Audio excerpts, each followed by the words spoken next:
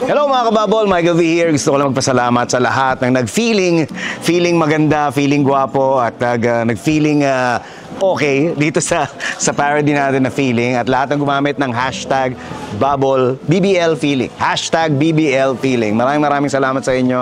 And umabot na tayo ng around 50 million views. So thank you lahat, at antayin nyo yung mga kasunod at sana magkaroon pa ng follow-up. Ngayon magbabasa tayo ng mga comments. Isang dito sinabi ni Mayor TV, ito dating writer natin dito sa Bubblegum, mahilig din gumawa ng parody dito. Walang kupa, Sir Bitoy, ikaw talaga ang gout! GOAT pala ng parodies para sa akin. Ang galing din ni Paolo. Congrats mga tito. O nga, very seldom yung nagko-comment na marami rin ako nakitang mga comments na sinasabing napakagaling daw ni Paolo Contis. Isa sa mga reasons yun kung ba't siya yung sinama ko dito sa parody dahil talagang magaling na singer si Paolo. Baka lang nakalimutan ng iba pero pinapaalala ko lang ulit dito sa parody na to. Next comment natin na babasahin, galing naman kay Eli Tabulok. Naantig ang puso ko dito.